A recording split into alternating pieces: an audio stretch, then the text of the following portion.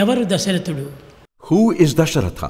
దశేంద్రియముల యొక్క రథమే దశరథము అనగా మన దేహమునందు 5 కర్మేంద్రియములు 5 జ్ఞానేంద్రియములు రెండును చేరి దశేంద్రియములుగా ఏర్పడినటువంటిది. Dasharatha means the chariot of 10. He represents the human body, which is a chariot pulled by the 5 senses of cognition and the 5 senses of perception.